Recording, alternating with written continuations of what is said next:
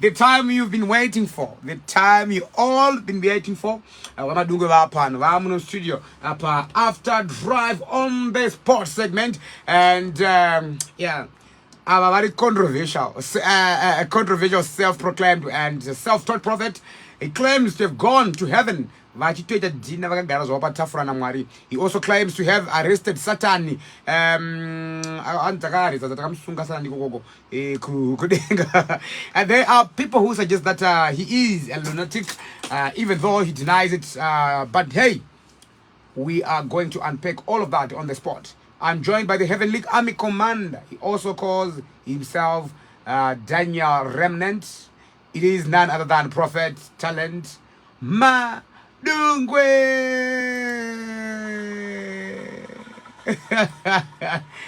Hey, tinokugamuchira munhu wamwe, tinokugamuchira Prophet panefenyu radio StarFm. Uri sei upenyu? Aiwa upenyu wakanaka. Tinotenda nekuti unzawo kuchirongwa kwamaita zuva ranhasi. Tinoti aiwa maita chinhu chakanaka maunza the Heavenly Army Commander. So vakateerera udzai vamwe vasina kuteerera kana kuvafonera kana kuenda paWhatsApp kuti the Heavenly Army Commander is now in the studio. Basa ratanga manje. Ito. Okay, I am sure I'm going to warm up because Nasima one or whatever. And Kichano Chagadi, Chano Chiri. Chando, we can't complain because we are busy always with the spiritual things. It's like you are busy with the spiritual things. With the spiritual things. It's gonna be a spiritual hour. Yes, it's gonna be a spiritual hour. Okay, Prophet, Zinozemuchiva ku Shurugwi ko. Makasuka sei mugutara rarimi. Alright, Prophet Madungwe grew up in Shurugwi. Then after that, I completed my studies. Then I relocated to Shavani. That's where I started my spiritual journey. AFM. AFM. Yes, I grew up in AFM. Now you need to relocate again to Harare. It was a specific message, but you must relocate to Harare. Then I come to... Why to Harare? I must be in Harare is the holy place and so I came to Harare. Then I continued my spiritual journey because vakatanga at 4 years. So as you know kutanga nas. So when makazoziva Prophet Madungwe 2016, but it started 4 years. 4 years basarara tutanga. Mama toji vivisa ibabu. Aiwa atanga takuroa basa takuna ma angelics. Okay, ma angelics. Tataurona vatumwe. Guys, it's gonna be a spiritual hour, trust me. We are live on Facebook right now. Munweze ngawe pa Facebook live right now. Patina Mama Dungwe. And Mama Dungwe, matara nyema studies yenyu. Magaita chikoro kusvika level ripi? Alright, tingati Prophet Madungwe vari kushurugwi vakadzidza takaita primary ne secondary, then tapedza kudaro, then I nobva ndaenda kuzvishavani, then I advanced again kusvika ndazosvika kuMarare kusvika pandasvika, but ndakazokwanisa kuzoita the doctorate in heaven, that is 2016 and 2017 ndobva ndakazocomplete my education 2016 and 2017. Makazopedza ranga level ripi? And that is the heavenly school unewaku attend in heaven. Yes, in heaven, as Jesus Christ was not taught to the Bible school. I got this by heaven. Even the likes of Paul, even the likes of Prophet Daniel, all those guys, they were taught by God. So that's the heavenly school. Easy. Yes. But the school ABCD form 4. Ayo andinagumira form 4. Ndati ndakaita primary ndakaita secondary, then ndobva ndazoadvance. Then paadvance secondary ndakasvika ku-A-level. Ayo paadvance ndandizonyanyi kutaura kuti ndakasvika papi, but ndakaita primary nesecondary. Tibatsire kunzwisisa background yenyu.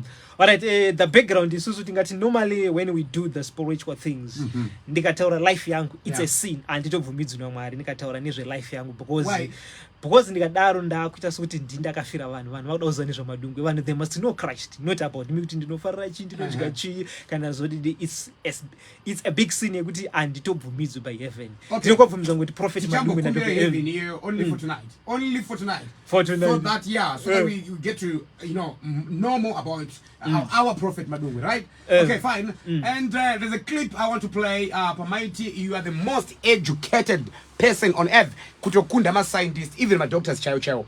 And so let me just play this clip. Most educated person on earth. Like Prophet Madungwe, you can compare yourself to the likes of a former US President Barack Obama or former Zim President Mr. Mugabe. I'm educated because ndakazonda kuEverest school but zvipanyama ndina kuenda saka munhu kana azodzidza zvepamwe anenge advanced so ndikamira madoctor apa doctor andotora manotsi kwandiri ndikamira even na kana a politician even my scientist vese because zvakaitwa reviewed kwamuri yes because pandakazonda kuEverest school 2016-2017 ndopandakabvozonye kuadvance tautaura zvinhu zvepanyetse kudzidza but right apa manga muchiri nyatsorevera chi apa mashoko apa maitaura apa ndakakutapai mutaro mashoko aya maireve ilevel ripi dzidzo ramutsonana Obama ne masters ma PhDs nechi but imimi matara makagumira mu A level mu O level somewhere there.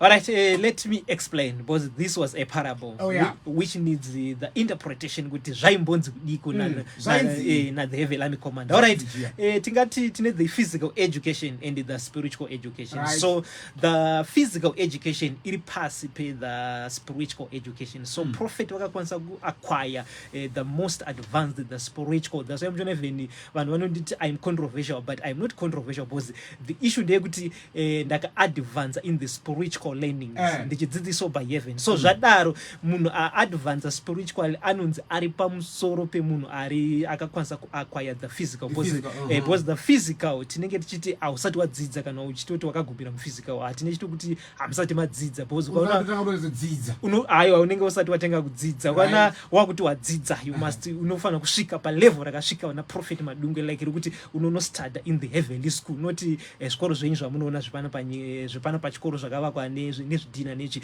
unofanira kupinda mugold class yakavakwa nemagold the structures and everything then ukaona wapindemo wakudzidzira masecret alright the heavenly school it is in second heaven and the third heaven ndoma ari based zvakanyanyisa yes because heaven is divided into three the first heaven the second heaven and the third heaven so zvakaita uru story building and the first and the second but chiri chino one saka thus no one the offices or the school the heavenly school kwaka attendwa na prophet saka prophet is the most educated person on earth. Guys we are live are you not yet on Facebook? We are live on Facebook right now guys. We are live on Facebook page StarFm, so go and log on to that page and right now and mone prophet Madungwe achitaura nyaya dzawo so naye prophet nyaya dzezvemweya idzi makadzendera kuchikoro here kuti zvakafamba sei matsanangura muri kuita mita makadzendera kuchikoro here? All right, tingati from the age of 4 years, God sent one angelic, and the spiritual journey started from there. And ndinakwenda ku theology kana kuti ku Bible school sezvamuziva zvinonzi munhu anoenda ku Bible school modziso Bible and vamwe vafundisi no inini I was trained by God from the age of 4 years kusvika ndichikura ndichidzidzisiwa ndichionawo ma angelics. Zvakauya iri dream here, iri vision here, chichaitika patariro. All right, that was not a dream or a vision. Inini my mom taught me kana kuti vakandidzidzisa kunamata so always taigara chinamata so we grew up in rural areas and it so tainda in the forest then we started to pray chinamato sevana vadiki tichitedzera the parents zvatakadzidzisiwa so at the age of 4 years when I was praying alone because ndaiwanza kuda kuti nguva ende ndiri ndega ndozvitsaura ndakatongozvarwa ndiri munhu akadazvo ndaizvitsaura ndoenda pasite ndonamata zvandainamata semwana womudiki zvandainzwisisa neknowledge 4 years old. Then ndiri papo one angelic was sent. Then we chatted. Then I told my mom about that. Then my mom told me that God shall use you in an extraordinary way. Kuti azvisati zvamboonekwa zvinonzi the Bible ndichaita chinhu chekuti nzeve dzikanzwa dzichavhunduka kuti kune zvinhu zvakadai here. Saka even my mom vakatanga kundikurudzira ndichikura ndichienda kusvika ndazosvika pandakazosvika to the heavenly school 2016-2017 ndichizoenda kudenga ndichizoona Mwari even on earth. Then ndobva ndachipedza the completion of the Bible. Saka Bible school ayo handina kuenda because ndakaona Mwari vakaona kuti it's not necessary kudzidziswa nemunhu wenyama the Bible. Mwari ndobva vandidzidzisa direct himself. I was taught by God and Jesus Christ. So my messages are direct from God and Christ, not from the theology. Prophet, the name of your ministry is Prophet T. Madungwe Church. Is that correct? Okay, let me explain. Is that correct? Okay, pa Facebook page ndakanyora kuti Prophet Madungwe Church. Just ngoti munhu akaenda pa Facebook akangotaga kana kuti akangota search kuti Prophet Madungwe, bozi munhu wese akaenda achida kutsvaga information ya Prophet Madungwe akangoti Prophet Madungwe zvinobva zvatongobuda kuti Madungwe, that's why takaisa that name pa Facebook page. But church yedu ainzi Prophet Madungwe Church. Church yedu inonzi, all right, let me start. Yakatanga ichinzi the Exile Desire of All Nations Ministry pakuma 2013-14 patakaitanga apo, then 2016-17 ndobva yachinjwa, ndobva yatanga kunzi the Remnant Desire of All Nations. We say chinzi the Remnant Desire of All Nations. We are the survivors of the end time. Vasara vashoma vari kutaura zvekudzoka kwaJesu, not the prosperity gospel or gospel rekubhabhadzirana riya rekuti Ered anenge ane small zuka chinzi ndiye Ered, kana kuti unoisa mari muchechi ubva wanzi takupa chigarayo isusu kwedu hatidaro zvinobva the remnant. Saka we are the remnants. Tisu tasara tiri kutaura zvekudzoka kwaJesu pasina biasness, pasina kana chi vanhu vari kuita chaizvo chaizvo zviri kuona Mwari, zviri kunzi naMwari itai zvakati nezvakati nezvakati. Jesu amuri kutaura nezvake uyu makamuona here mimi? Or bozi munomboclaim makamboclaim makamira kuheaven. Jesu uyu makambomuona here? Yes, I managed to saw all the heavenly dignitaries like Jesus Christ on the right side of the Father, or God, or Michael, or Gabriel. Vanhu vakawandisa, I managed to see them. Michael, not Mike. Tikati Mike, it's Michael. Okay. The archangel. So I managed to see Jesse, even the like tingati. So did you manage to talk to Jesus? A prophet has visited heaven unaccountable. Tingati what tina tinoti ma official visits every month tinoenda. Like papa ya alright. Kana chiti tinoenda tukureva the heavenly team inini ma angelic sangu ne vanondi escort bozi as the heavenly army commander. Aiwa andingangofambi zvendeka the heavenly army commander. Saka tinya tinoti ma officially atinoisa every day every month anditi katitaura kuti Mwari wati zvakati. Saka ya July iri kutouya tichambo briefa zvachata then tinya tinoti ma daily visits. Any day I can enter heaven. Even ndiri pano ndokunange ndiri both earth and heaven. So kandaenda kudenga ndinotaura na Christ. Christ is my boss, even God is my boss. Saka how can I be ordained to be a prophet? I asked that question, Prophet Madungwe. You have to slow down a bit. Is when is he coming? Alright, Christ. When is he coming back? Alright, no one knows the date or the hour, but it's you should know, because you are able to talk to interact, you know, on one-on-one. Okay. Which we can't do. Okay, let me explain. Bible rinota kuna noziva misine nguva. That is the law yakaiswa naMwari. But pakanzi the season. So the season, we are now very close. We can say not more than 500 to 2,000 years. But the actual date, but as the heavenly army, pazvinoitika tinozviziva, because the heavenly army ndo ichange ichiprepare kana kuti ndo inenge ichita zvese zvichazoitika musi wejudgment day. Saka the heavenly army pazvichaitika tinenge takuziva, because tisu tinenge tichicontrola kuti zviri kufamba sei. Because zita rekuti heavenly army commander makaipiwa nani?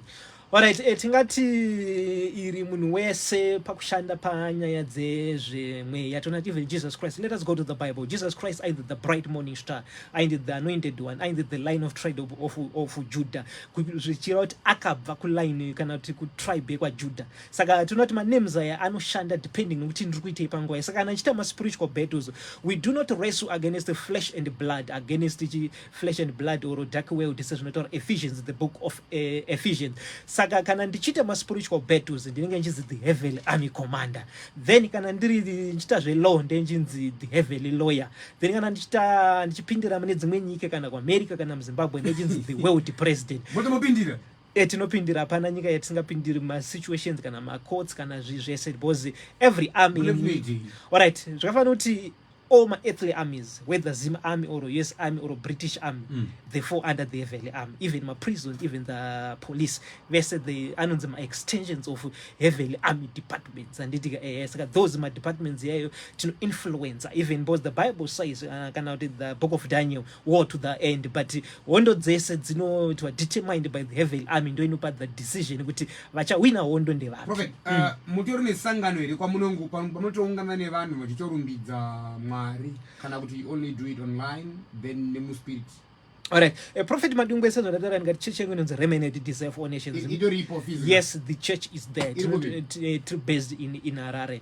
But yeah, vakawandisa ende vamwe the outside Harare, vamwe the traffic kana usati wambouya unombouya one on one na deputy line commander. aiwa hamunosvika yes, but tingati our church, it is structured in the heavenly army way. Zvinongoitwa the heavenly army, tingati it is more than a church, because it was governed by the heavenly army. It's a heavenly army department. Not a church. It's more than a church. It's heavenly army department. Saka join the heavenly army. It's simple. Join the church watu wamu heavenly army because all my followers edu kana my partners kana machi bese vanu follow under the heavenly army because it's the heavenly branch. Prophet utitara chidzika ke jodi shoma kuita vari kutinzwa wewe vayasowedzera volume ndongo yekuti kuyepa live right now pa Facebook live tina prophet talent Madungwe vatina upana pachitsanangura nezvenhoroondo yavo uye zve heavenly army yamuri kungonzwa iri kudedemurwa pana apa nava Madungwe but prophet part of the prophet, anyone who doesn't believe what I say is not a Christian. Yes, I know everything. Alright, let me explain. Paul says, and in the book of Galatians, chapter 1, verse 8, and any preacher who preaches against me or any angelic which preaches against me, it does not come from God. That was Paul achidaro anditiga. And the pano zoti I Paul achinyora muma book saga anditiga. Saka tinonoti tine vanhu vatinoti vane the season. Let me go back to the book of Matthew, Mark, John, Luke, and panonzi na Jesu, and pano yamwe munhu akati, Master, ndoita sei kuti ndikwanise kuinherita umambo hwaMwari.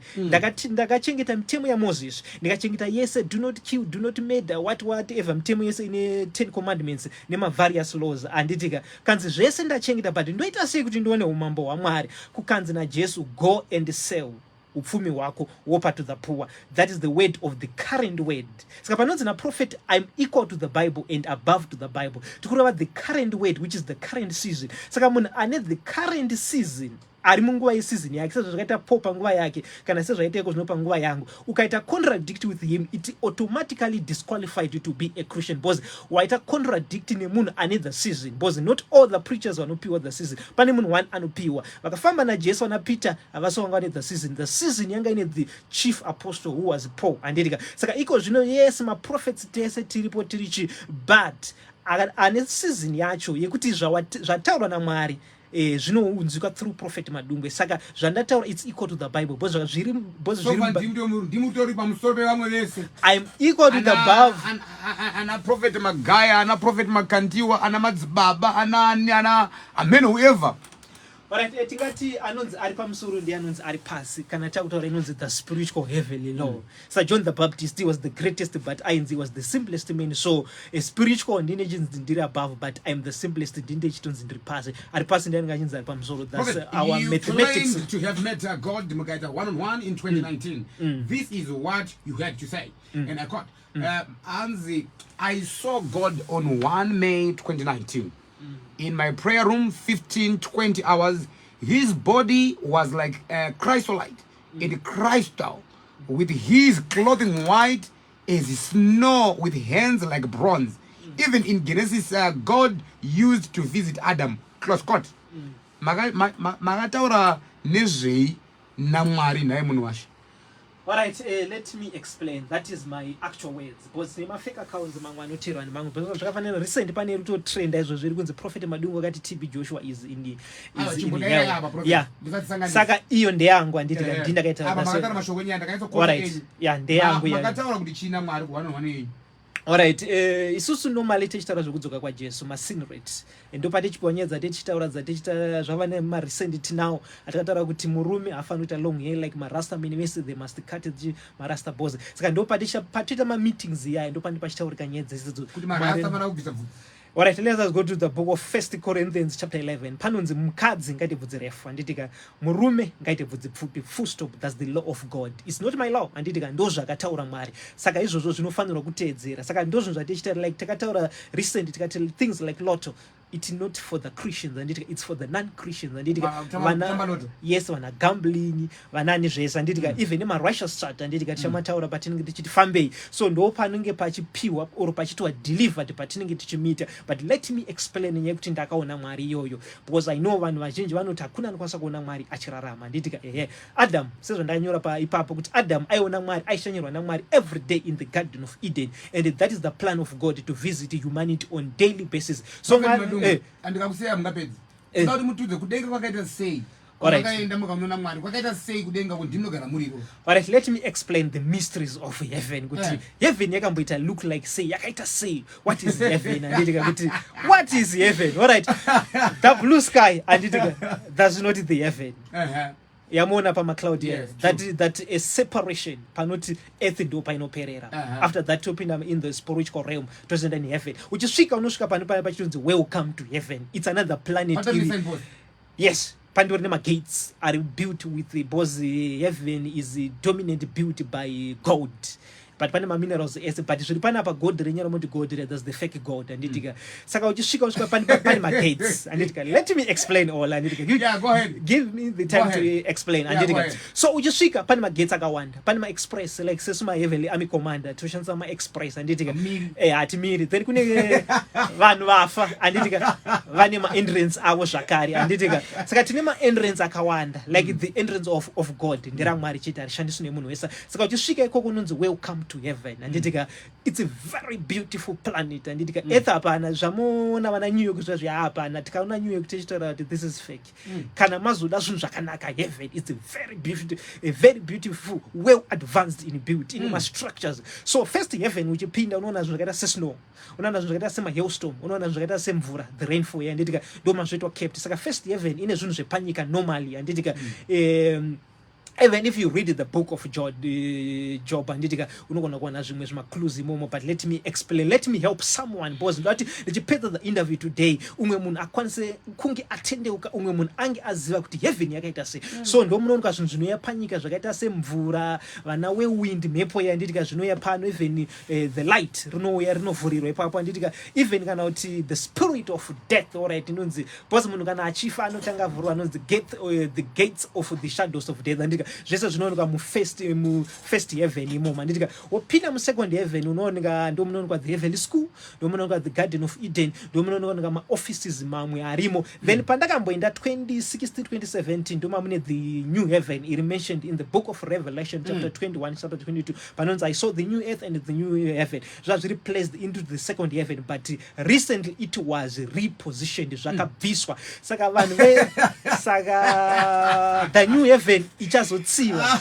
Alright, let me explain. Panonzi I saw the new earth and the new heaven and so pachazoparara denga nenyika this earth ichabva anditika according to the book of Revelation. Saka ndakakwanisa kuona denga idzva iroro nenyika idzva iyoyo zvazviri mu second heaven, but currently it was repositioned zvakabviswa zvazvimirira zvega. Saka tine matenga 2 iko zvino anditika iri ratiri kuona racho rine 3 ramunoti heaven anditika then tine rimwe, saka tine maplanets akawandisa, tine maheavens maviri, tine earth imwe isiri ino ifuti kune imwe iri prepared, hakuna vanhu variko anditika tine even sun it's another planet yakazvimirira, moon it's another planet anditika zviri mu second heaven. Then in third heaven dominate the paradise rinonzi napo I was caught in third heaven. 1 Corinthians chapter 12 andika 2 Corinthians chapter 12 andika panonzi I was caught in third heaven. Munhu amusere muri kumisquota Bible racho manzwisira munoriita I am an interpreter, so is it the right way? It should be because ndikuti nyedzi aizinika ku kakubhodhoroka kadzinako kakusanyasa straight kenyaya dzinyu kunachasa logic zvake. I mean common sense is not making sense. Maybe if you are to use common sense it doesn't make sense, but maybe if you are to use right spiritual things you don't use common sense. You use what? Spiritual things you use the spirit. So kana usina mweya wa Mwari ukachinza common sense azvi zvabuda. That's why ono vazhinji vachiita get lost to Prophet Madungwe because vari kutry because it's not a movie anditika movie ndoyekuti unokwanisa kushandisa pfungwa dzako kuti alright Van Damme apa azorova munhu azoda zvazoda anditika, but the spiritual thing anditika the first aspect anofanira kuti you must receive the Holy Spirit and the Holy I'm going to play a clip Yamagati imimi you met God try to timbons kwakuti might zvakafamba sei.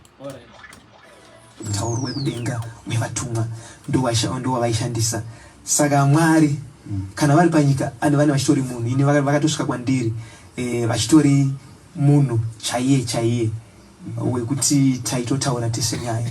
Imbotudzai chikafu chavanofarira Mwari. Dzimwe nguva achazovhakachirawo inini ndikatadza kudi kuvapa. Ndatoita mukana wokusangana nemi pastor makakwanisa kudi kutaura naMwari. Kudya maspaghetti here vanonyatsodya chii Mwari. Isusu edu nekuti panaenda kudenga ndakambodya mana kudenga kunodyiwa futi saka paka Mwari vachiuya ini ndakagara ndaudzwa nemutumwa kuti uvatsvakire nyama yakanaka. Wow, inyama rudzi prophet. Alright, let me explain. Alright, kudenga kunodyiwa. Let us create Adam in our own image. Adam angari munhu, so Mwari vanoshandisa body munhu anditika manna rained from heaven anditika, that is Exodus anditika, so manna ichinaya, that's angelic food inodyiwa kudenga anditika nezviuta nechi according to the book of Exodus anditika. So we see that when the Lord appeared in the prophet, that was 2016 anditika beef was brought, but not kuti yaidyiwa. Vanhu they misquoted the servant of God anditika Mwari havadyi sekudya kwatinoita anditika, inoinda anda inonzi sacrifice anditika, inobhenwa anditika, kana yabhenwa yosmoka yanditika ndokudya kwaMwari, not kudya physical kwenyu kwamunofungidzira. Saka that was a parable yaida an interpretation iri deeper anditika, inakangoitaura in a shallow way anditika ndobva ndapedza, but this is the interpretation anditika. So the Lord visited the prophet and beef was brought and it was sacrificed. Chipiriso chaitwa kuOld Testament ndo chakaitika ipapo. Saka chipiriso pachino chinobva chakonveta yobva yapiswa, that smoke yanditika ndo pakunzi God is eating. But let us go to the book of Genesis chapter 18. The Lord appeared to Abraham anditika vakadya mubama Abraham. Read your Bible clearly because vanhu vanoramba kuti Mwari vanooneka. Abraham akashanyurwa naMwari vakadya, ndo pakazonzi naMwari paipa next year Sarah achanga neMwari after Mwari vadya vapiwa, because when God ate ndo pakazorelease the blessing anditika. Even we see Jacob, Genesis chapter 32 verse 8 anditika, he wrestled with the angel. Who was that angel? That was God. Saka Mwari vane the body, because anonzi akaresla nemutumwa ye achiva Mwari kusvika kunze kwaedza anditika, mutumwa ye akazomutyora kusaiduka anditika Jacob anditika. Saka toona kuti Mwari Jacob aitoresla nemunhu waaitobata anditika. Abrahama Mwari vakatogara vakatodya vakatozotaura kuti ndoparadza Sodoma iri paizotaura kuti kukaita 50 kusodoma ndikwasaida kuidestroy, vachitaura naAbrahama zviri physical vachitoonana. Saka unonzwa munhu achiti prophet Madungwe vari kunyepa kuti Mwari haoneki. Aiwa iwo ndi mwana mudiki unofanira kuuya kuno tokuudza kuti Mwari vanooneka anditika. Pozvava negrade 1 ukamuti 1 - 1 anditika anoti it can't anditika but isusu takapfuura magrade 1. Saka vanhu vese vazhinji vamuri kuona vari kufamba vane zvoti we are Christians, even mapastors magrade 1 ukamuti 1 + 1 anditika, ukamuti 1 - 1 anoti it can't anditika. Kumudza munhu kuti Mwari vanodya unotsakona zvinhu zvakadaro. Ivo vakadya mubama Abraham anditika, even vakaresla naJacob munhu. What was your reaction pamakataka kuona Mwari? Alright, tingati my first reaction, I was very happy, but it was not easy because it was the presence yacho, it was too much. I was trembling and ndaitomboona pamwe pacho I was shaking and everything. It depends because alright, let me explain because God's visit angu awandisa anditika, so zvinodependa nekuti ndiri kuripota ipi yacho, but let me explain kuti alright Mwari vacho zvakambomira sei anditika.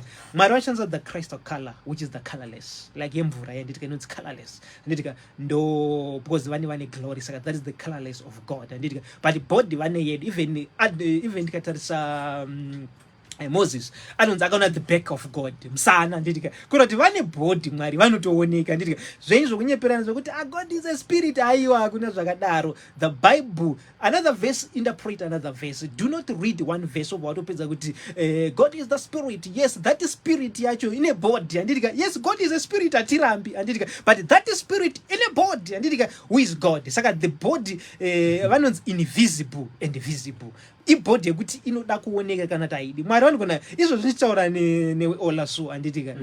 For you ndinoziva kuti hauna chauri kuona, but nditoona Mwari izvozvo. The heaven is open. Totochata izvo. I'm both. Totochata naMwari even ndiri pano anditika. But alright, tupiwa the righteous chat anditika yezuva ranhasi. Nhasi vanhu vana kufamba zvakanaka. Harare ine 5. vanhu vatsvene. This is the message zvatinotaura by God handitika. But if let me explain handitika. Only 5 vanhu vatsvene. Zuva ranhasi handitika. Righteous church yanhasi handitika. Then But Prophet Madungwe is not avaverengerwa among that because I'm in the heavenly arm handitika. Okay. We shall not.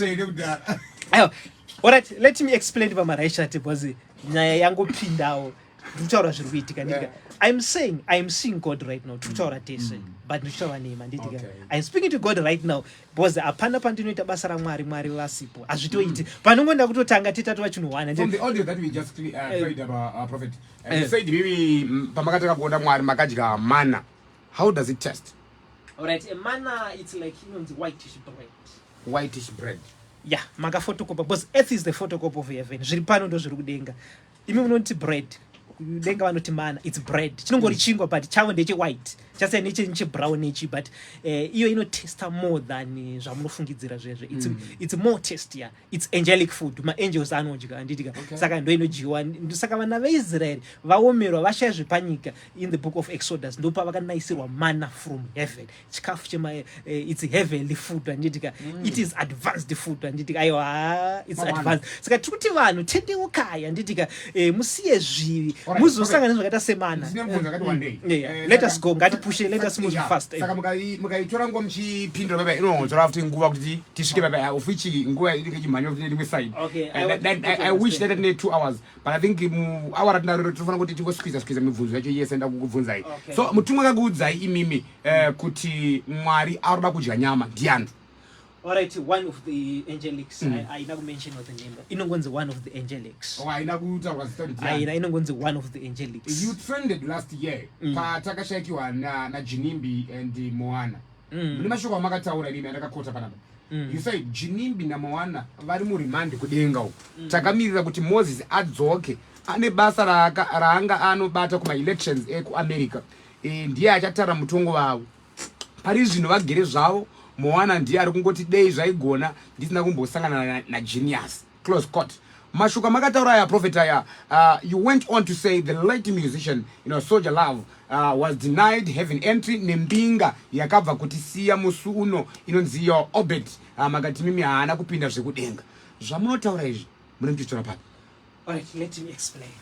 When Jesus Christ was on the cross, when he was about to die, anditika pane mbavha yaya yakati nhasi yakati Jesu nhasi ndinenge ndine ku paradise anditika ndo inonzi automatic heavenly entry anditika yekuti hausi kudeserva kuenda but wangopiwa anditika. Saka tine tichiripota sezvaitwa ku Old Testament mambo vaiti vakafa painyorwa mabasa avo kuti mambo havana kufadza Mwari zvakati nezvakati. Saka ndo zvatingoita ngotaura kuti munhu afa uyo haana kufadza Mwari zvakati chete anditika. But let me correct vanhu vakanyora because that is a fake account. Haisi fake account yangu. Fake accounts ari kutanisha munhu waMwari because vanhu vanondivenga but this is the real the heavenly army commander vari in the studio today explaining the truth chaizvo because tine vanhu vari kutanisha munhu waMwari like kunze Moses ari kurimandi amboenda anambotaura zvinhu zvakadaro inini ndakangoti Jimimbi failed to qualify. Vanamira ipapa anditika even bana Soldier Love ndikangoti failed to qualify. Wamurutoti Obed wacho anditomuzivi kana kuti kune munhu akafa kanonzi. Wakataza qualify why? Ndikangoti he failed to qualify for heaven. Why? The works didn't please God. Mabasa. Yes, ndo zvandakataura. Saka zvokuzoti saka vanhu vanongoti chavawana pa social media especially written vanhu vanotora my picture anditika zvavane papa anditi munhu so ndaita interview nemi so anditika munhu akutonotora picture rangu izvo zvakatoda anditika anongonotrigger the photo rangu anditika akutovhura account yake Prophet Madungwe apedza kudaro akutanisha zita raMadungwe anditika then autisa zvimadvert zvake vanhu vakutofollow anditika. Saka fake accounts akawandisa that's why chiti vanhu saka vashakabva vataduma mazita ava makatoona nemeso enyu here kuti mutaure kuti havana kupinda denga. Alright, munhu kana achinda kuparadise anopfura nepamagates edu anonzi welcome to the heaven yandambotaura iya. Saka pari monitored by the heavenly army. So as the heavenly army commander ndinoziva ka vanhu vaita pass through today kuti ndingafura kanepo apfura because they reported to me and the prophet vacho is the owner of the heaven. Because let me explain what I'm trying to say anditika because the army ndo inocontrola heaven anditika departments ese anofall under heaven. Alright, nyika yeZimbabwe anditika the same even mutungamiriri wenyika anonzi the commander in chief anditika not command of the police and commander in chief anditika commander of the defense forces anditika because army their president anditika saka army ndo ine power yenyika anditika saka heaven kana ndo the heaven army commander it means heaven is mine because my departments as they correspond to us. Last year June takasiwa zvakari na TB Joshua na Prophet TB Joshua ku Nigeria ko makadzoka zvakari netsanango is region TB Joshua was a clear candidate for the kingdom of heaven, a close court. You actually claim to have gone to heaven to welcome him. Nai Prophet, those are when TB Joshua, the God's general, died, and I said he qualified for heaven because of his works. Akabata mabasa akafadza Mwari anditika yese zvekuti ma celebrations nechi zvavana kuti panonzi panotendeuka munhu paya ekudenga kunopemberwa saka almost tine the department of the musician and vanoshandisa maharps anditika almost tingakuti every minute vane vari prepared to welcome any good news. So TB paka qualify, they just celebrated. So as the heavenly army commander hapana chinoitika in heaven chatisingamoni ndika tisu tumonita kuti chii chiri kuitika because the heaven must be well kept anditika irinofanira kuchengetedzwa saka semukuru I make sure kuti ndikuita basa rangu as the heavenly army commander. Prophet, imi makati futi I'm going to play a clip here. Makati imi makasunga Satan. Okay, play. And tadu zizo Satan makamsunga zvadi uye ari kupi. All right.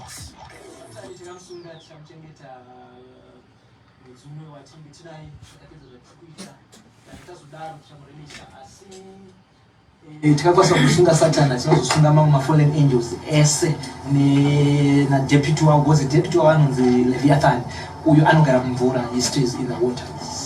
Makazira kuba zvese tozviziva because I am the deputy evil and commander but tomboita mapetos ese timbocrasha nawo but timbomonitor zvinhu zvedu like all the spiritual realms. Munoita mabattles.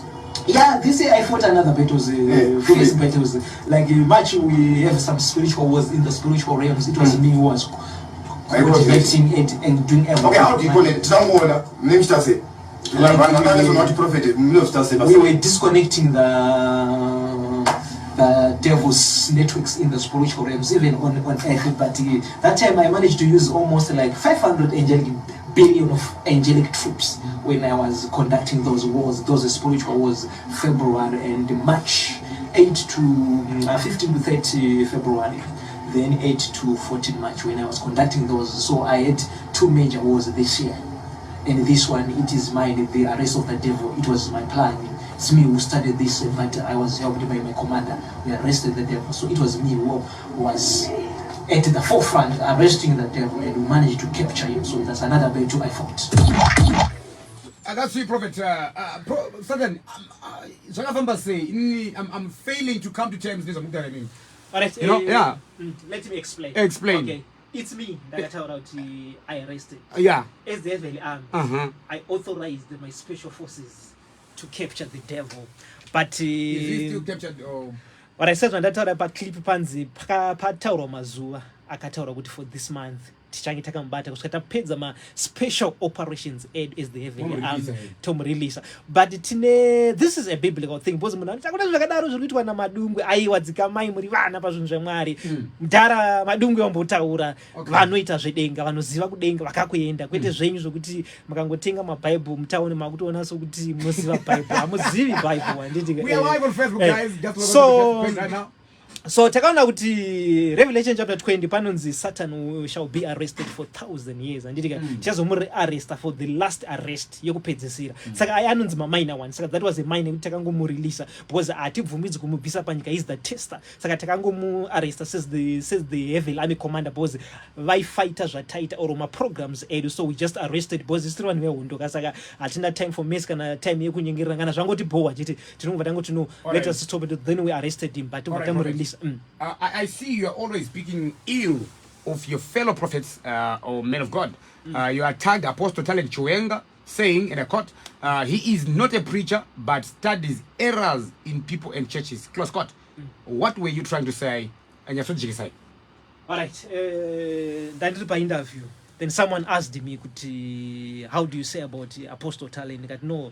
is not a preacher. He just studies kuti ningi era yake ndeipi kana kuti ningi anoita nezvei, then akutoenda akutonoparidza kuti Madungwe, but senda mudaro anditika, because on the pulpit anditi manzo panapa ndichitaura kuti nini handibvumidzi kutaura life yangu, handitobvumidzi kutaura life yangu, but mwana kutaura kuti zvandatoita zvototi profeta kakurira kushurugwi inyaya kuti for the sake of you muri kutondinetsa anditika, but otherwise ngasvika panapa I must speak of Christ anditika. Saka ukaona uchisvika papulpit uchitaura zita raMadungwe, Madungwe never died for anyone on the cross. Madungwe angasipo pa cross anditika, akafira vanhu Jesus Christ. So ndiye anotaura papulpit, but unozoona chiti vaprofita vana Madungwe venema munhu is no longer a preacher, is a disqualified and automatic chitozete hasi, because ukaona uchitaura zita remunhu papulpit hausisiri mufundisi, because mufundisi must speak of Jesus Christ, ndiye akamutuma, not anyone. Pamwe kavanenge vachionesa vanhu ka zvavasiri kuonawo zviri kuita nemafundisi mamwe ari kutenda Jesu acha Madungwe mukutera munhu arikurwara pfungwa. Alright, Jesu wacho anoti regai zvikurirane. Mwari wacho akabvumidza ndika, even Satan ndiye akamukanda panyika akati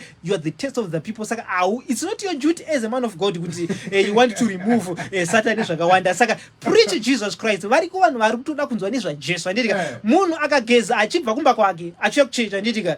Kune vari makuru vane matumbu zuva nditika avangagezeri avangageza nditika vosimudza matumbu avo kuya kuchechi kwako anditika kuti uzotaura nezvaMadungwe. Aiwa Madungwe anofira vanhu, taura nezvaJesu Kristu. Saka mapreacher mazhinji vamunonzwa vachitaura nezvaMadungwe kuti Madungwe is a false prophet, havasi vashumiri vaya. Aiwa havasi vashumiri chaivo chaivo, tisu tinotaura nezvaJesu. Ina hatitauri nezvelife yanga nezve another preacher boss. Asi kana wangondifosa kunisa upakona kuti ndiudzewo, ndinobva nangokuudzwa kuti aiwa apa Mwari vari kuti zvakati nezvakati. Ko vanoti ma-spiritual spectacles makambowanzwa munoti kudinawo ndezvechokwadi ndovaziva. Alright, munovaziva muheaven here on earth. Alright, zvepanyika, because we are Zimbabwe ndipo zvinoitika muZimbabwe. Alright, let me explain the prophetic ministry zvairi.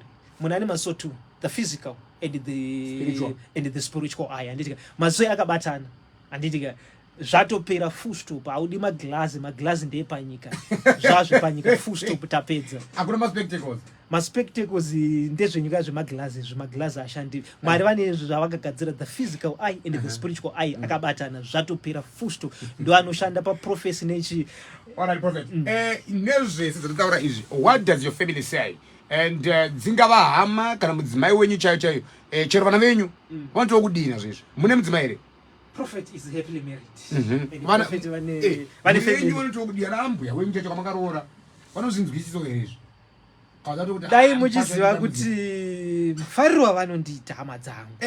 They love me because they know that this is a preacher. They understand me because ndonyatsovatsanangura because vanhu vanonzwa ma-fake accounts vakutondivenga nditika. So my family loves me and kuti ndisvike pandasvika it's my family vakamira neni. Dai family yangu isina kumira neni handaikwanisa kusvika pandasvika. So I want to give all the thanks to my relatives, even zvavana alright. Kana muchida kuona alright because munhu anongona kuti Prophet Madungwe is just exaggerating anditika. Vari ngotaura go musi 18 June mazuva apfuura nandine the birthday enda ipapo munotasa pakanzi talent Madungwe anditika. Pandakangoti birthday rangu unotoona pane hama dzakatoti happy birthday my son, happy birthday my brother.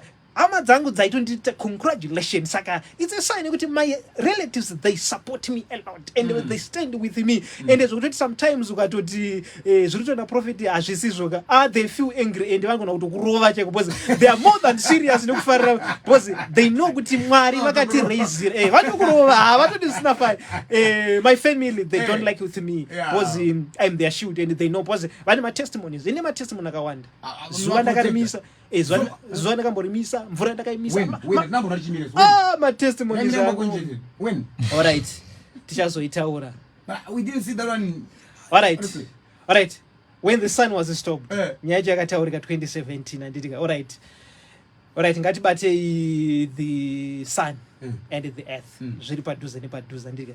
The sun was stopped anditika and the earth ndo yakatendere zuva rikamiswa but tinofanira kutendera earth not the sun. So the sun was stopped, then the earth ndobva yatenderedzwa. Prophet mune makore mangani ekuberekwa? Alright, tingangoti prophet vava in the 30s ndokwakunapo ndokwa aiwa hapa 30 papo vanichimboziva kuti mapose madzimai rantanza makodo atauri apa panongonzi gaka wanika the heavy army commander aiwa zvimwe zvinhu it must be remain. Even pa birthday vanhu vakangonzi congratulations to the heavy army commander. Shapira. 30s, Shapira. In all that we have talked about, you face a lot of criticism. Some call you a mad person. I don't know where the fungwa. And fungwa donaita zvakanaka unazoti kwese. Vachitiwo munoda kunyatsoongororwa pfungwa dzenyu. However, you have denied all this. Munoti mimi mentally you are very much stable. Asi zvinotaura vanhu kuti munotenderera pfungwa imimi kuda zvimwe munoita madrugs dzingava nhema here nyaya dzakadai kuti pamwe munotorwa mbanje chadzidzi. Alright, Prophet Madungwe. Alright, ngati since birth Prophet Madungwe never take anything. Kudhako akutodiwi ndindototaura zvinhu zvaisaka ndingataura here nyaya yekudhakwa ini ndiri wacho ini kudhakwa akutodiwi handiti doro haritodiwi. Even our current message kataura kuti doro haritobvumidzwi especially to the Christians. Handiti kataura kuti maloji haadiwi because ari kupromota prostitution. A Christian haabvumidzwi kuvhura a lodge. A Christian because haufaniri kuita chinhu. Right, let us go to the book of Luke. Luke chapter 11 verse 46. Handiti panonzi muri kuvakira makuva akava evaprofita vakaurawa nemadzibaba enyu. Saka muri kusapota zvakaitwa nemadzibaba enyu kuti vakauraya vaprofita. Saka kuvaka guva remuprofita akaurawa nemadzibaba enyu muri kusapota madzibaba enyu pane zvivi zvavakaita. Saka ukaita loji yako uri kusapota the prostitution ichaitika imomo. Saka tinojaja wacho apinda achikecha neuyiwe wacho iwewe uri kudi wakavaka loji yacho. It's a sin. Handitika so bhiyawo harifaniri kubvurwa nemunhu anonamata. Asi kana uri a non-Christian hatikwanisi kukutonga because you are not among us. But ma-Christians abvumidzwa. Saka vese vanoti kuna Prophet Madungwe vanopenga ndo vanotopenga because Madungwe is 100% right. Sezvanditotaura interview ndiri kupindura. Saka unzwa munhu achiti Madungwe anopenga. But let me go to the Bible. No akavaka areka ega. Handitika vanhu vavari kuvanhu vangani vamwe vakati tuta zvakati akavaka nefamily yake vanhu varejecta zvataurwa naMwari. Saka ndo zviri kuita this generation. Handitika vari kuramba zviri kutaurwa naProphet Madungwe but Prophet Madungwe ndo the measuring line vari equal to the Bible. Neti vamwe veza munoona mapani chichichichi ayo katakuda zvokunamata munhu wese kuna Prophet Madungwe. Handitika saka vari kuti Prophet Madungwe vanopenga ndo vari kutopenga because Prophet Madungwe is right. Sezvakaita panyika panapa risiri heaven rinokuraramisai nemhuri yenyu kupai sadza nemapotatoes kumbao nenyama yehuku ndirei. Alright, Prophet Madungwe is full time in the God's work. Ndoita basa raMwari, ndochengetwa naMwari, ndochengetwa nechechi yangu.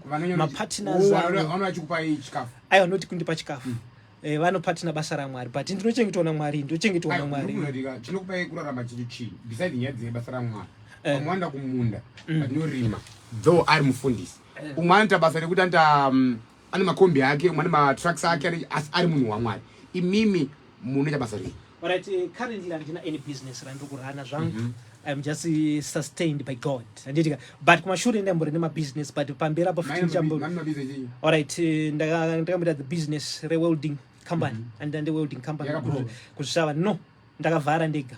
Handitika ndomukaita the garage ndine chigadzira zvemota. Handitika ndikarivhara ndikazoita saloon. Handitika ndikamavhara masaloon acho. I'm not a barber man. Zvava noti pana ndine garage remota. Handitika ukandiona ndirimo ndichibata spana wonditi ndiri makanika. Handisi makanika, I am the owner. Handitika ukandiona ndiri musaloon wonditi ndiri barber ndo zvakaitika. Saka vanhu they report zvisizvo. Handitika sepapo ndakaonekwa ndiri musaloon yangu. Handitika ndakutonzi ndiri barber man. Handisi barber man, ndine saloon. I own the saloon panguva yayo pandakazvivhara. Currently I am full time basa raMwari but kumberi ndichavhura mabusiness kana ndichida futi kana Mwari vakuita authorize. Hapana chakamboipata business but currently ndiri kuchengetwa naMwari. Prophet anodresswa nani? Like ola anodresswa neBachelor's Republic. Ko imimi anodresswa nani? Currently Prophet Madungwe wasati vava nemacompanies but the door is open. Kana company iri kuda kudressa munhu waMwari hapana chakaiva but currently Prophet Madungwe vanozvipfekedza vega zvavo nefamily yavo ichivamonita kuti aiwa munhu waMwari izvi zvabudere munhu waMwari chindai are you geared up for the interview sezvatikuita naso. Ini ndine mubvunzo wekupedzisira Prophet. Uri kubvunzo navanhu vakawanda ndocheta mubvunzo wedu wekuvhara chirongwa. Mubvunzo wedu kukosha.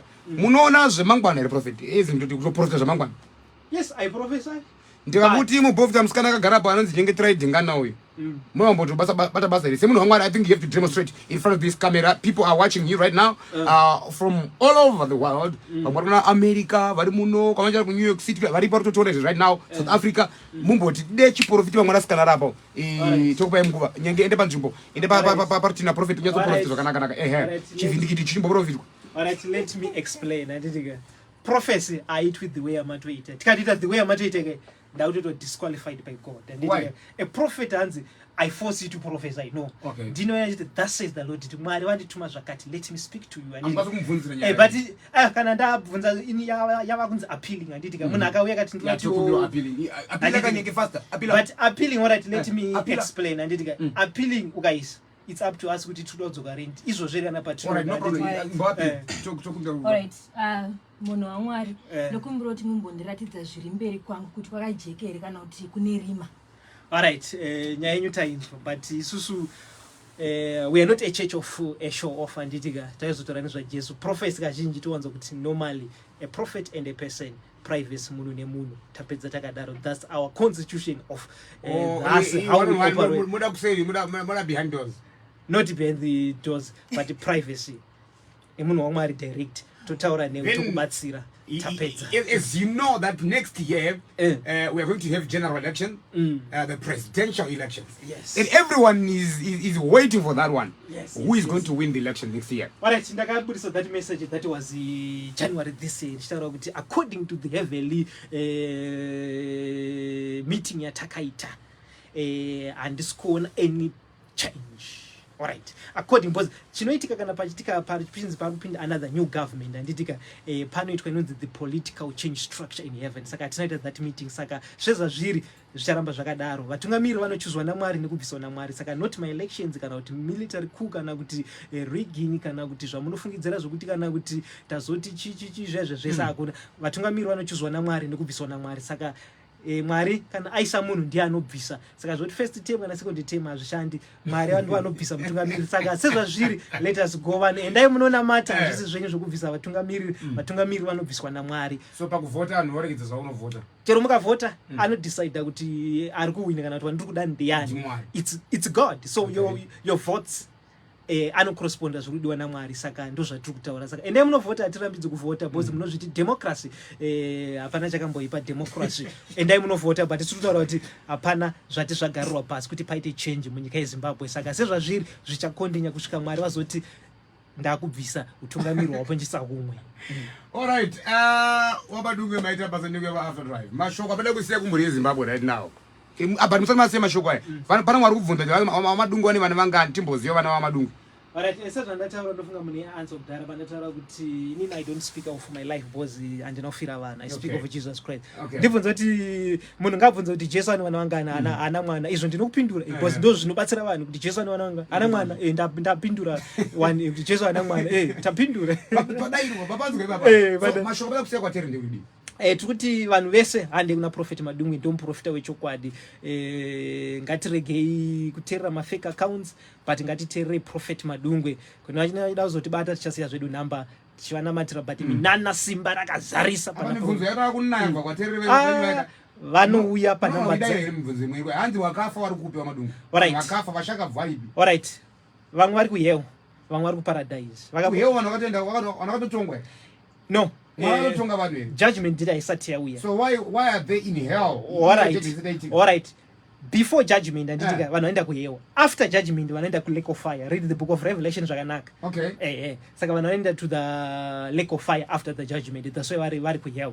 Aiwa ngava unze mubvunzo yes tinovapindura hapana chatinotedza kupindura because tiri pabasa nasi. Toda kuti vanhu vanzwisise. Maita basa prophet Madungwe. Numbers zinchitipai. All right, kune vari kuda ma 1-on-1 kana chi but munouya pa WhatsApp ndinoshandisa 0776231156.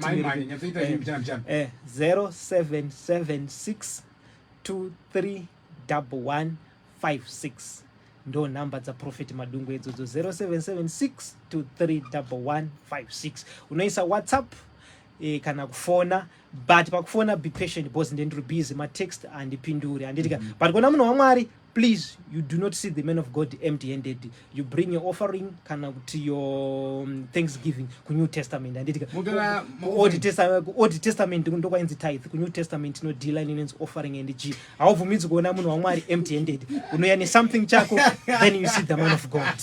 So that's how you're surviving, not no barbering people, you know. No, it's not how I survive. Alright. Offering babuda pachine kupese. Offering is not my money. It's for the Church of God. Mreza kuchechi. Auvumiti kuona mufundisi empty-handed. Even Jesu achida nyika wane mari wacho vakatouya wane Jesu first. So offerings and thanksgiving, it's a biblical thing, not the seed. I don't drink. You don't drink? Kubva ndichizvarwa even kusvika ndafa, I will not drink. And taste anything chinonzi beer. Or I don't smoke. Makamboenda kupsychiatric even kugomo pane that section yekuningikini iyona noteswa kuti pange just kumbo check out the brain, is it everything, is it okay upstairs there? All right. There is no need for me to go because it doesn't right. Even vanhu vanotendiswa ikokoka vanotomboitira pafamily awo nharo kuti ndiri right amunendisa ikoko imi ndimutopenga enda ikoko then azoendeswa kuannex kuannex ozoti aiwa munhu ane chi antoneka challenge makambokusvikere kudepartment ndikuofa mira oton profit makambokusvikere ndakwete. Let me answer you. And ndinoda kuofa kukuperedza nemota yangu nokudrive kuenda ndova ndabhuka ndikuenda madoko. Ola anditi I'm above. I'm a value doctor. My doctor epanyika vantoripota kwandira nditi saka how can I go to a lesser person? Tsvakai munhu ari pamusoro pangu. Who is God? All right. Ari pamusoro pangu, it's God. Ndiye ndise kuna Mwari kana muchikwanisa kundiendesa kuna Mwari. Noti kuna saka kana musingagoni muna Mwari. Aiwa ngatizvivhare pose andikosenda kune munhu ari lesa kwandiri. Aiwa andeni kune munhu ari lesa. Because vari lesa vanofanira kuuya kwandiri ndindotovacheka madoctors enyu vamuri kutrasta ka ndifa kutovatisa kuti vari kugona kutoita basa racho here kana kuti vari kutadza ndifa kutoapprova. Because ndiri pamusoro pavo. Saka havakanditesti because mwana vari pasi pangu. They cannot test me. Thank you. But Thank you very much. I promise. I'll go with you. I'll give you the results. Okay. You can follow us on Twitter at DJ_Ola_7, Instagram at DJ_Ola7, and of course my Facebook page, that's DJ_Ola7 StarFm. Thank you so much for coming, Prophet. I'm back again on radio and next week same time. Thank you. Bye bye. What is the best way